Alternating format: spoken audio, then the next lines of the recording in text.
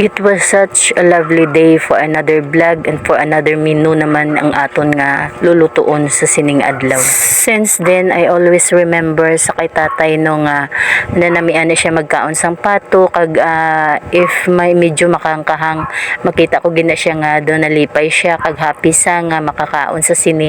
So I remember my father and I miss him so much. I love you, tay. For this another way of my cooking, maluto naman kita subong sang talagsahon lamang naton nga ginaluto no. Nagbakal kita sang isa ka bilog nga pato.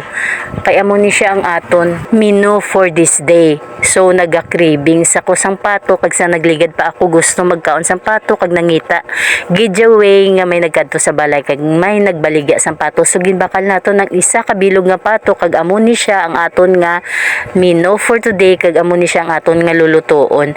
Hindi kita magpatutin as simple as adobo lamang siya nga pato ang luyag ko nga medyo kangkahang kag medyo gid padulaon gini naton ang langsa sang aton nga pato subong. So I've been preparing for a simple ingredients lamang. May ara kita ahos, may ara kita bombay, may ara kita patis, may ara kita seasonings nga ibutang, may ara kita black pepper nga ibutang kag may ara kita sang aton nga langgaw nga ibutang naton karon sa aton nga sabaw, may ara kita a single amount of brown sugar kag ginugasan naton ang aton nga tanan nga mga panakot kag ang aton nga pato ginugasan gid ini siya naton sang maayo kag kumos ni naton sa asin.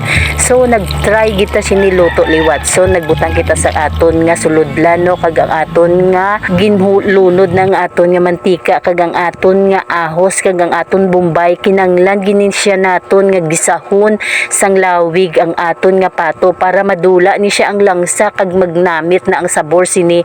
So kinahanglanon gini siya naton nga lugay-lugayon sang lawig sa aton nga ahos nga kag bombay nga aton nga ginagisa antes kita magbutang sang tubig sini. Kinahanglan gini naton nga ang aton nga pato medyo maluto gid siya bala nga ginkuha ya gid ni bala ang sabor kag palanupsop gid ini ang aton nga mantika kag ang aton nga ahos kag bombay sa iya sini nga unod kay para magnamit ni siya ang iya nga sabor. So nagbutang kita sang aton nga tubig kag aton ni siya pabugalan kag kinahanglan gid naton ang aton nga pato pahumukon tagid ni siya nga ang pagikap bala naton or pagtry naton sang pagtusok sang aton nga tinidor sa aton nga panit sang aton nga pato or unod humok na siya kay kanamit kaunon kag masaburan gid naton ang pila kanamit nga niluto sa sini nga adlaw. So kinanglan gini siya naton nga pabukalon kag aton nga baliskaron para matansyar naton kung naghumok ng aton nga pato kag kinahanglan ni siya naton